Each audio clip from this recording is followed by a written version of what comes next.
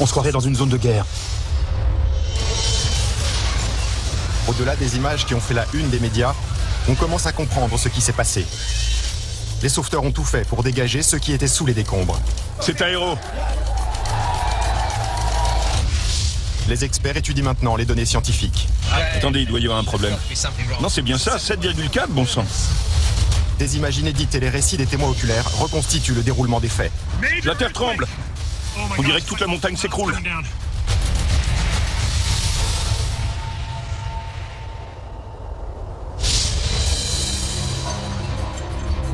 Joost Kobusch, 22 ans, est alpiniste. Son ambition est de conquérir les plus hauts sommets du monde. L'alpinisme, c'est toute ma vie. Je ne peux pas m'imaginer vivre sans. Avril 2015. Après des mois d'entraînement, il est enfin prêt à relever son plus grand défi. Escalader l'Everest ou un autre sommet de 8000 mètres, ça demande une longue préparation. C'est une opportunité qu'on n'a qu'une seule fois dans sa vie. Mais il est loin de se douter de ce qui l'attend dans cette montagne mythique.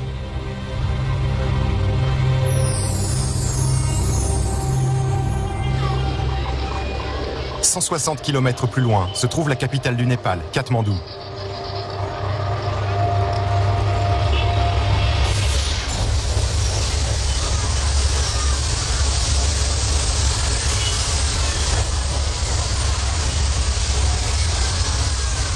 Soudain, à 11h56, la Terre se met à trembler.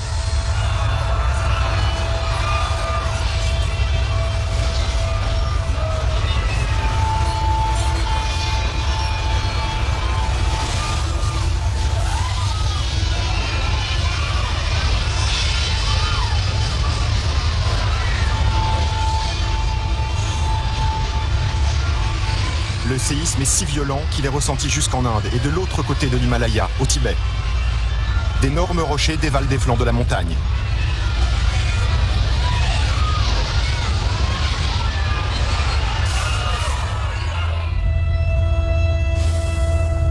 L'épicentre est à environ 80 km au nord-ouest de Katmandou. Le séisme a une magnitude de 7,8. Immédiatement, l'onde de choc se propage et le mont Everest est ébranlé.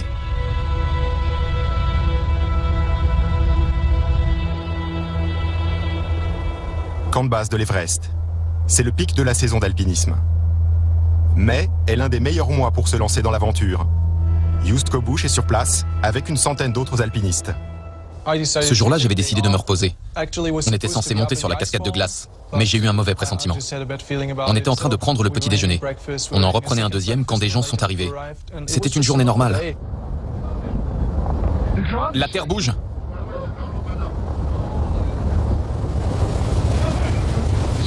Attention.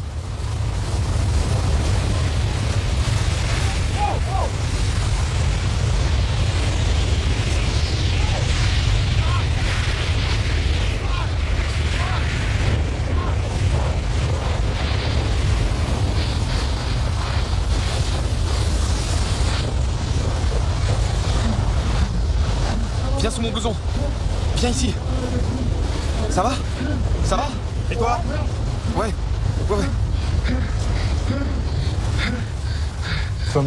L'avalanche ressemblait à un énorme tsunami qui fonçait sur moi, comme une vague de glace. À ce moment-là, je me suis demandé si j'allais mourir. Non, ne bouge pas, c'est peut-être pas fini. Au bout d'une minute, j'ai senti que l'onde de choc et les secousses se calmaient un peu. Et je me suis dit que ça devait être terminé. Restez groupés! On va voir la tente de la cuisine. Oh non! Elle a disparu.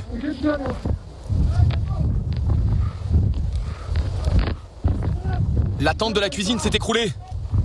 Oh, c'est pas vrai!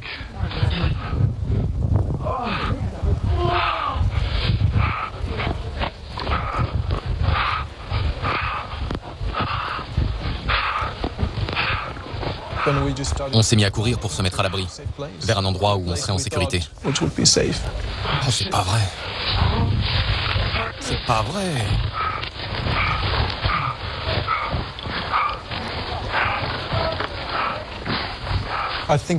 Je crois que cette avalanche a été l'une des forces de la nature les plus puissantes que j'ai jamais vues. J'ai déjà été pris dans des avalanches, mais jamais aussi gigantesques.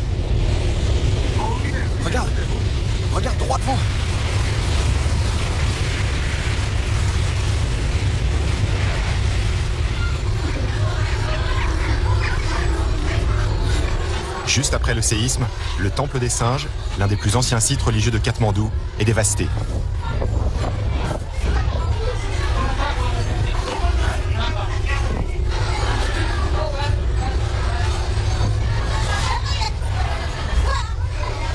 Les rescapés se précipitent pour aider ceux qui sont prisonniers des bâtiments effondrés.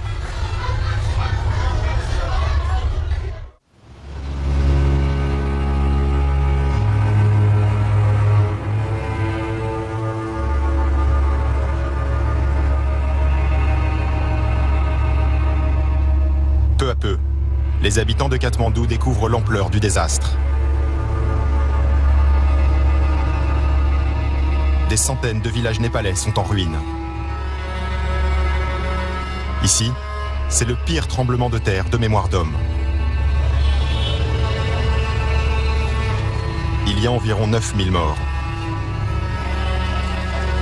Plus de 22 000 blessés.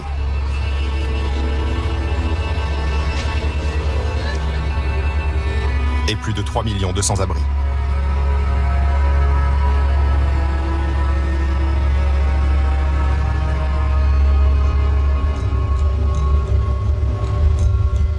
Perché sur une colline à l'ouest de Katmandou, une partie du Temple des Singes est sur le point de vaciller.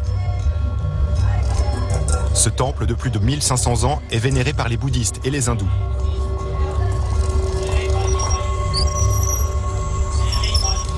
Ashok Buddhacharya est prêtre. Il était là au moment du séisme et a échappé de peu à la mort. J'ai vu tous les bâtiments s'effondrer.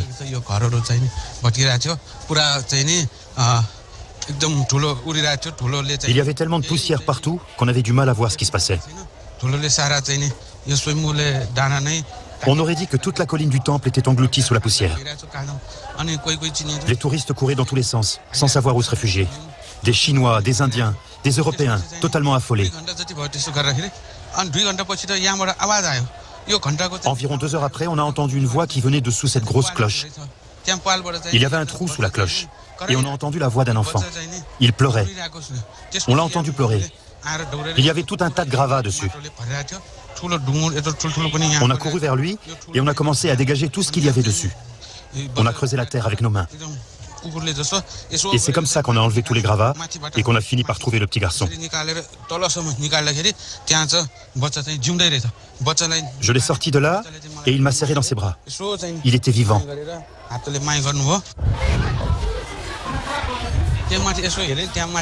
J'ai regardé de ce côté et j'ai vu que la porte était par terre.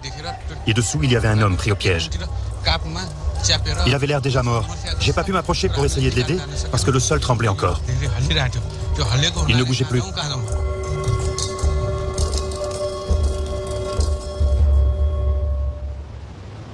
Au moment du séisme, des ondes de choc parcourent le globe en profondeur et en surface.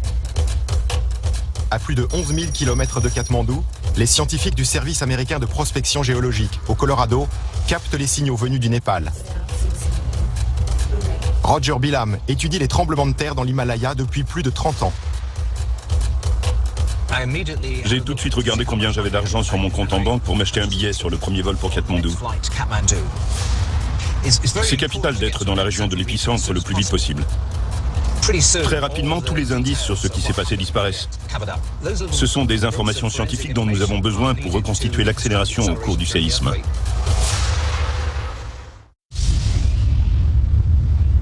Ce séisme a libéré une énergie gigantesque. En 2010, 316 000 personnes sont mortes quand Haïti a été frappé par un tremblement de terre de magnitude 7. C'est l'équivalent de 32 fois la bombe d'Hiroshima. Celui du Népal, mesuré à 7,8, était plus violent. C'est 504 fois Hiroshima. On n'en avait jamais étudié un pendant sa phase de glissement dans l'Himalaya. Des dizaines d'instruments ont continué à fonctionner. Ils peuvent nous dire exactement comment il est monté en puissance.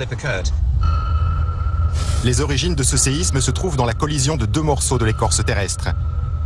Il y a 50 millions d'années, la plaque tectonique indienne a avancé vers le nord et percuté la plaque eurasienne. Cette collision a créé la chaîne de l'Himalaya. La plaque indienne continue à pousser vers le nord au rythme de 2 cm par an. La pression s'accumule peu à peu à l'endroit où les 2 plaques se rencontrent. Le 25 avril, une partie de cette pression s'est échappée quand la faille, entre les 2 plaques, s'est fracturée à 15 000 mètres de profondeur. C'est ce qui a fait trembler la Terre. C'est un séisme important, parce qu'il nous en dit long sur les processus à l'œuvre sous l'Himalaya.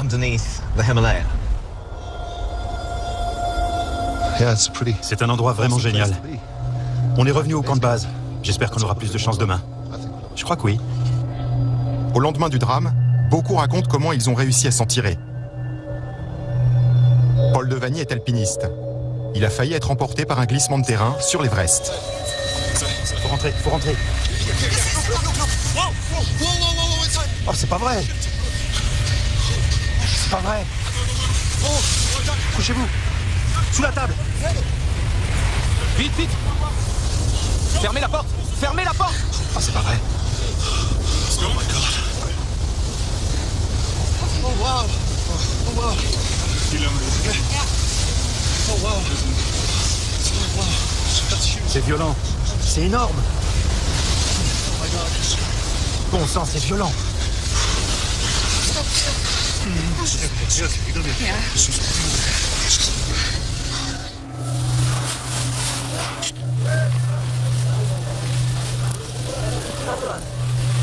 C'est un vrai désastre dans notre campement.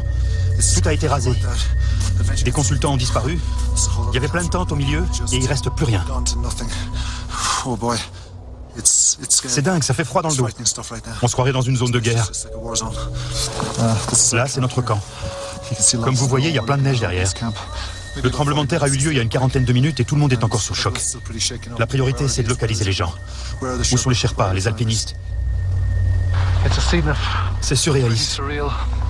Tout est dévasté. J'arrive pas à y croire. On croirait qu'un avion s'est écrasé. L'avalanche qui a englouti le camp de base était un mélange de glace, de neige et de rochers. Elle était tellement massive qu'elle a bloqué le passage pour redescendre de la montagne. C'est là que le mur de neige a déferlé sur nous, à toute vitesse. Plus haut, c'est la cascade de glace, mais elle est cachée. Ça fait bizarre de ne plus voir le paysage. J'ai du mal à décrire ce que ça fait de sentir tout un glacier bouger sous ses pieds et de valdinguer dans tous les sens. C'est dingue. Vraiment dingue. Et puis on se retourne et on voit un mur de neige qui avance sur nous à toute vitesse et s'abat sur le campement. Je crois que l'avalanche avait perdu de l'énergie quand elle est arrivée sur nous, et heureusement.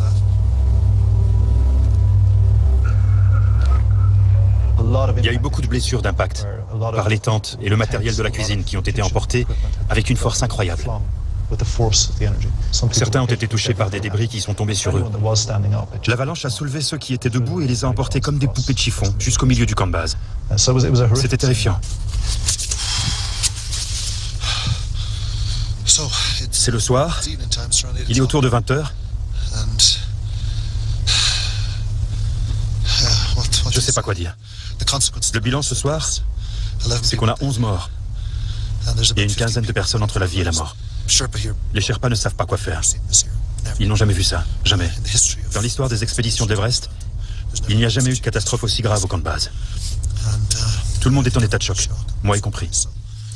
J'ai jamais vécu d'expérience aussi terrifiante. Et on a de la chance parce qu'on est encore en vie. Plus tard, Paul et les autres alpinistes apprennent l'ampleur de la catastrophe. L'Everest n'est pas le seul à avoir été touché. Tout le pays est dévasté. Les médias disaient qu'il y avait 2500 morts, puis 3000, 4000. Plus les jours passaient, plus ça montait. On est déjà à 5000. C'est une catastrophe nationale. Ce qui s'est passé au camp de base n'est qu'une infime partie d'une tragédie bien plus grande.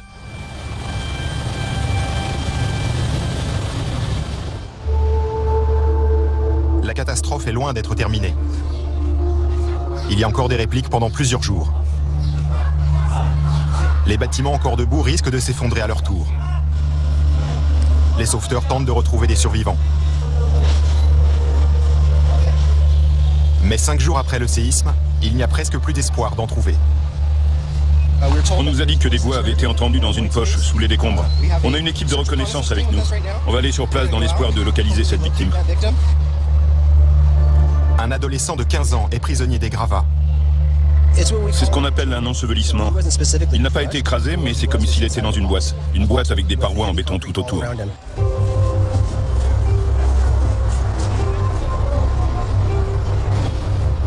Un policier rampe pour accéder au jeune garçon.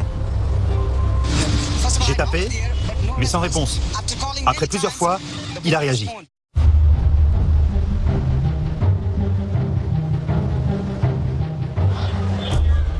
Sous les décombres, Pemba Tamang est de plus en plus faible.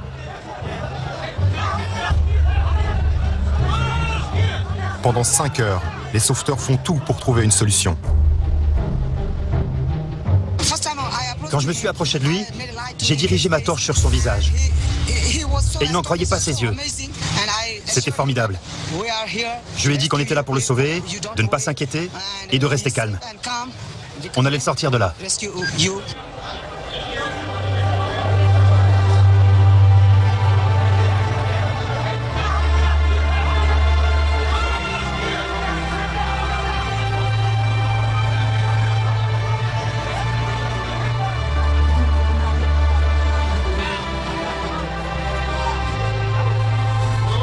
Le sauvetage de Pemba est une lueur d'espoir dans ce drame d'une ampleur nationale.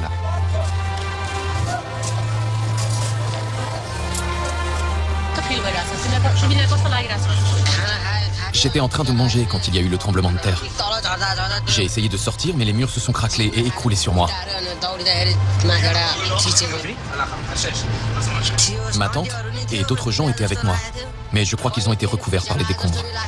J'ai senti que ça continuait à trembler, comme s'il y avait d'autres secousses. Tout bougeait. Je ne sais pas combien de temps je suis resté là-dessous. Je ne sais pas ce qui s'est passé. Et puis d'un coup, il y a eu de la lumière et je me suis réveillé. J'ai compris que j'avais eu des hallucinations. Je voudrais voir ma famille, mais on m'a dit qu'on n'arrivait pas à la contacter.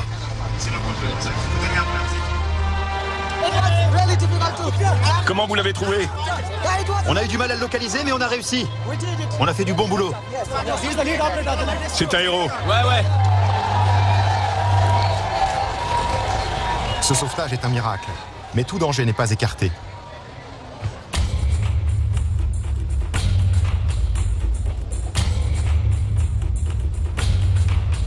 Les géologues arrivent sur place pour comprendre ce qui s'est passé. Roger Bilham est parmi eux. J'espère que ça n'arrivera pas, mais on peut avoir un autre séisme. C'est la course contre la montre pour atteindre les stations de surveillance sismique et analyser leurs relevés pour déterminer s'il y a encore des risques et à quel endroit. Il y a urgence parce que si on n'arrive pas au plus vite sur place, les données seront perdues. Les stations en collectent beaucoup et quand la mémoire du système est pleine, les nouveaux relevés sont enregistrés par-dessus les anciens. 33 km jusqu'à Dunché. John Galetska va de station en station dans tout le Népal, en hélicoptère. Il faut faire vite avant que tout soit perdu. John arrive près d'une station GPS très importante. L'hélico revient. Il doit aller chercher des blessés. C'est l'une des 4 stations postées directement sur la ligne de fracture. Elle prend des mesures GPS en permanence.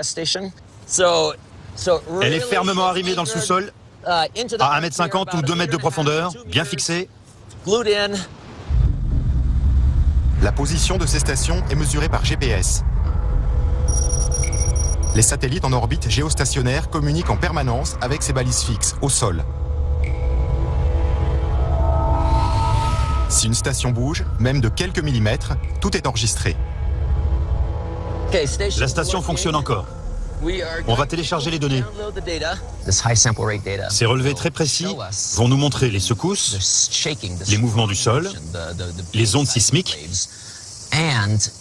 et le déplacement des plaques. Cette station était à cet endroit il y a 10 jours. Au moment du tremblement de terre, les ondes sismiques, conjuguées au mouvement tectonique des plaques, ont fait que désormais, le capteur se retrouve ici. En rassemblant les données de 37 stations GPS, les géologues sauront précisément comment les plaques tectoniques ont bougé et à quel point le paysage népalais est métamorphosé. Elle ne fonctionne plus. Il y aura toujours des séismes dans l'Himalaya. Mais si les maisons sont solides, ça ira. Leurs conclusions pourront sauver des vies. On a des ondes tellement violentes que les gens tombent par terre ou ont du mal à rester debout. La solution, c'est de concevoir des architectures adaptées, capables de résister à ces forces immenses. Allons-y! Ce séisme est notre pierre de Rosette. Tous ces systèmes sophistiqués, les GPS, les satellites, l'interférométrie radar, les réseaux sismiques, etc., nous aident à faire le portrait de ce qui s'est passé. Pas seulement pour maintenant, mais aussi pour comprendre le passé et ce qui pourrait arriver à l'avenir. Ce séisme va nous apprendre beaucoup de choses. Tout de suite, la suite. Dans tout le pays, plus de 700 000 bâtiments ont été détruits ou endommagés. Ces images ont été filmées à Bhaktapur, au début du séisme. Il ne reste plus rien de l'ancienne capitale du Népal, classée au patrimoine de l'humanité. À 7 km plus au nord se trouve Sanku, l'une des villes les plus durement touchées. Presque tout le centre est en ruine. Il y a plus de 100 morts. Sunil Singh est l'un des rescapés. Là, c'était ma chambre. Et là, notre salon. Au moment du séisme, cet enseignant était chez lui avec sa mère. La maison a commencé à trembler et il s'est précipité dehors avec elle. J'ai eu très peur. La terre tremblait. Je me suis accrochée à mon fils. Notre maison est détruite. C'est très dur pour nous. On n'a pas d'argent pour la reconstruire.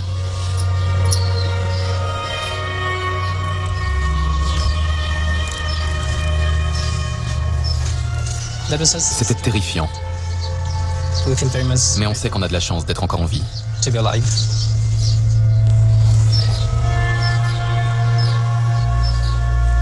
Le bilan humain est lourd. Lidja est l'une des élèves de Sunil. Ma mère et ma grand-mère étaient là quand il y a eu le tremblement de terre. C'est pour ça qu'elles sont mortes, toutes les deux. Moi, j'étais au collège.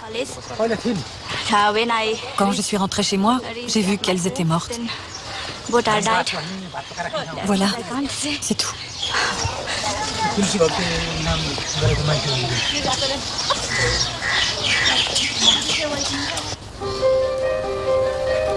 Tout le pays est endeuillé. Selon les traditions hindoues, les défunts doivent être plongés 3 fois dans le fleuve Bagmati, puis incinérés. Leurs cendres sont dispersées sur l'eau. Les crémations doivent avoir lieu le plus vite possible pour des raisons sanitaires. J'ai failli mourir, mais j'ai couru et j'ai réussi à m'en sortir. J'ai survécu parce que j'ai couru. Les maisons s'écroulaient de tous les côtés. Un homme qui courait à côté de moi est mort en disant « Mon frère ». Il a dit « Mon frère » et puis plus rien. J'ai le cœur brisé parce que toute ma famille et tous ceux qui vivaient avec moi sont morts. C'est très dur quand 4 personnes de votre famille meurent. On est là pour les rites funéraires. C'est une douleur qui ne me quittera jamais.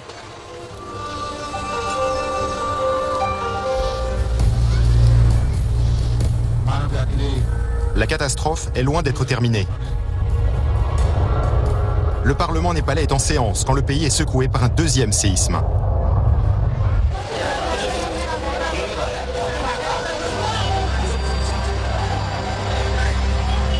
À ce moment-là, Roger Bilam est à Katmandou. Il y a 1 minute, on a eu un tremblement de terre très violent. On ne sait pas d'où il est parti. Sans doute à 20 ou 30 km de Katmandou. Toute la vallée a tremblé comme la première fois. Tout le monde était terrifié. Les gens avaient du mal à rester debout. Notre voiture a été secouée d'avant en arrière. D'ailleurs, je sens qu'elle bouge encore un peu. C'était dingue. Je crois qu'on bouge encore. Oui, ça bouge. Bon sang. On voyait des gens loin des bâtiments, les bras en croix, se demandant ce qui allait leur tomber dessus. Alors qu'il n'y avait rien au-dessus d'eux, à part les arbres et les oiseaux. Mais ils étaient terrifiés que ça vienne du ciel et s'abatte sur eux pendant qu'ils essayaient de rester debout. On n'imagine pas la terreur de la population avant d'en être témoin. Les gens font ça parce qu'ils sont à peine remis d'un traumatisme encore plus grand, il y a 16 jours avec la secousse principale. J'essaie de me connecter à la page du service géologique des États-Unis. J'attends qu'un point rouge s'affiche sur la carte pour m'indiquer la magnitude et la localisation. Attendez, il doit y avoir un problème. Ça dit 7,4.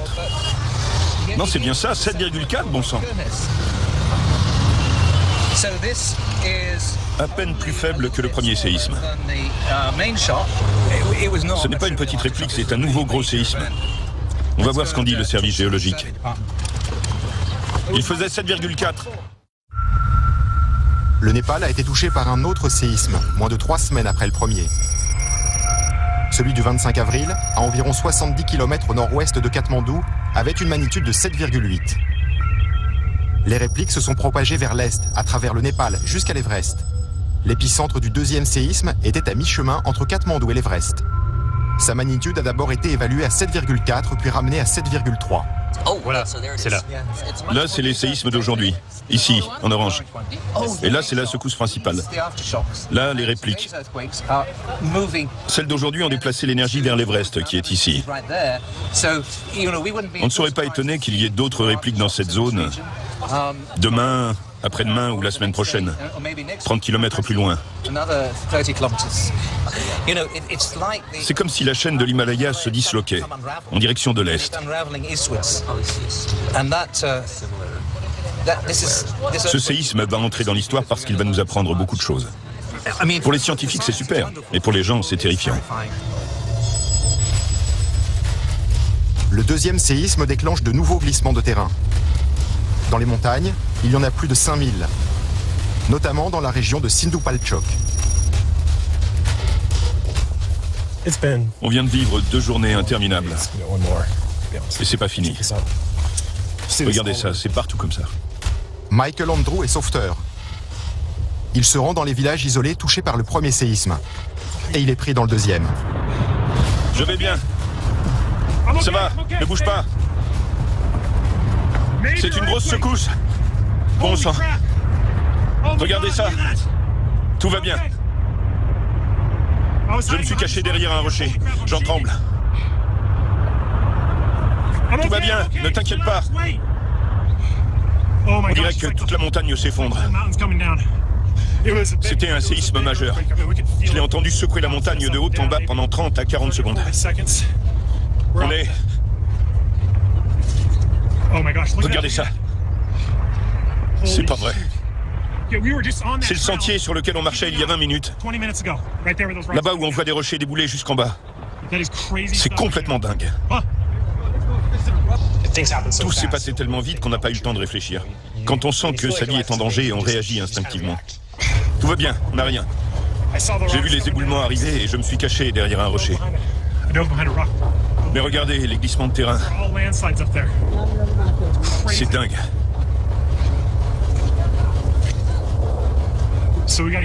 On doit faire attention aux chutes de rochers. J'ai vu des arbres bouger. Je me suis dit que d'autres rochers allaient arriver.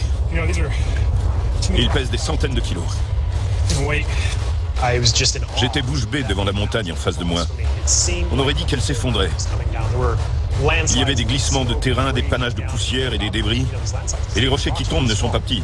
Ils peuvent faire plusieurs centaines de kilos et vu la hauteur et la vitesse, c'est comme des missiles. Ça faisait un bruit de tonnerre.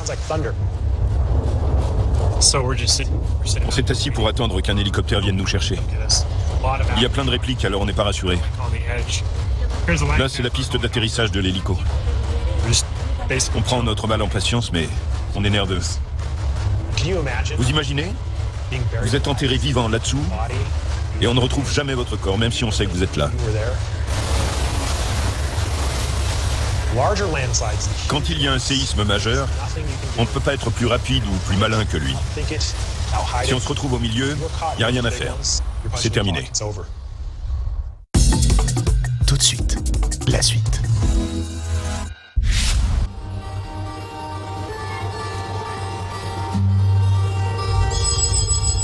Le village d'Aharugat est à un peu plus de 15 km de l'épicentre du premier séisme. Ses habitants ont tout perdu.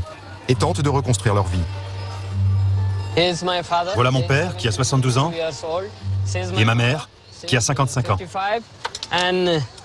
Là, c'est ma fille, qui a 6 ans, ma sœur, ma femme, qui donne à manger à mon fils. Il n'a que 9 mois.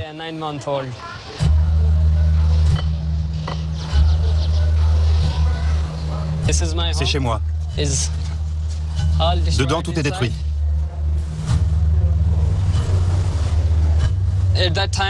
Au moment du tremblement de terre, mon neveu était dans cette pièce. Et ma sœur était là, avec ma fille. Ma femme donnait à manger au bébé. Et moi, j'étais là. Il était 11h56, heure locale. Toute la maison s'est mise à trembler comme ça. J'ai dit à ma sœur et à ma femme de sortir très vite. D'énormes rochers sont tombés sur le village. Nirmal et sa famille y ont échappé de peu. On a couru jusqu'ici. Et quand on est arrivé, un gros rocher fonçait sur nous. Celui-là, dans le coin. Regardez comme il est gros. Il venait de ce côté. On était là, tous les 6. De nombreuses familles n'ont plus qu'une simple bâche pour s'abriter, alors que les nuits sont froides et que la saison des pluies approche. 1, 2, on tourne. C'est très dur. Il y a beaucoup de moustiques. Regardez les joues de mon bébé. Il a été piqué partout. Plus de 70 personnes vivent dans cette longue tente. Une vingtaine de familles sont ici. Tous ces gens sont dans la même situation que moi.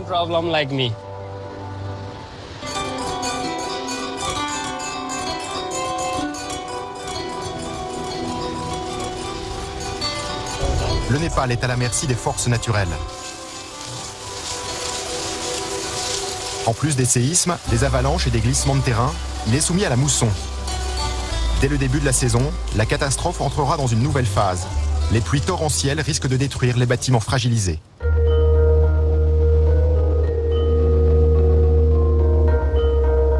Dans tout le pays, des temples très anciens et des palais royaux sont en ruine. Des millénaires d'histoire et de culture ont été rayés de la carte. Kai Waise, architecte et consultant pour l'ONU, se bat pour sauver ce qu'il en reste. La plupart de ces temples sont toujours utilisés par la population. Ils ont une valeur religieuse, mais aussi purement culturelle. Ces 2 temples définissent tout cet espace qui fait partie de l'identité de la ville. Ce que nous devons faire en priorité, c'est trouver comment stabiliser ces structures avant l'arrivée de la mousson, dans environ 6 semaines. S'il se met à pleuvoir et que l'eau s'infiltre dans les bâtiments, tout pourrait s'effondrer.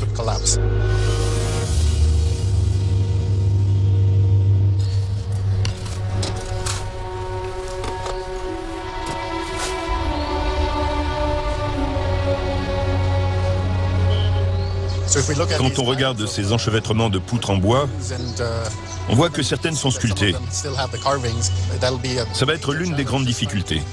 Les trier pour savoir d'où elles viennent, si on veut les recycler pour la reconstruction.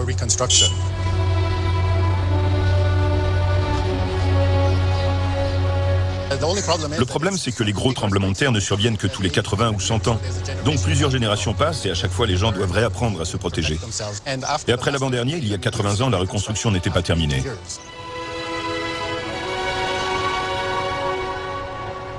De retour dans le Colorado, Roger Bilham a entamé l'analyse des données sur le séisme. Il n'en est qu'au début, mais il en a déjà tiré ses premières conclusions.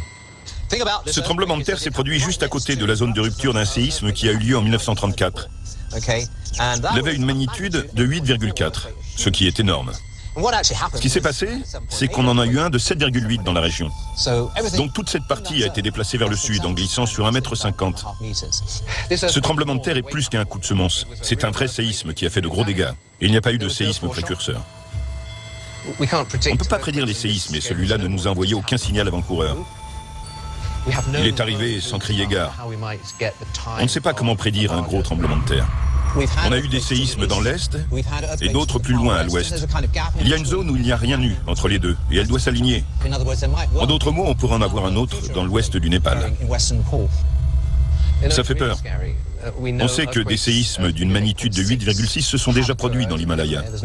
Et il n'y a aucune raison pour qu'il n'y en ait pas un autre de cette puissance dans l'Ouest dans les 10 prochaines années ou dans les 10 prochaines minutes.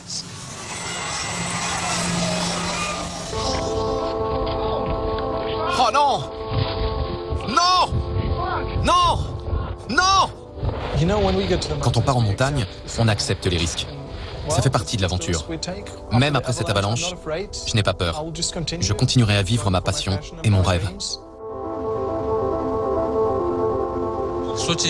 Le Népal a vécu des événements graves.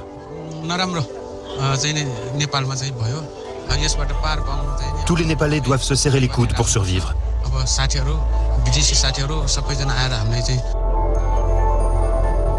Beaucoup de gens sont toujours terrifiés.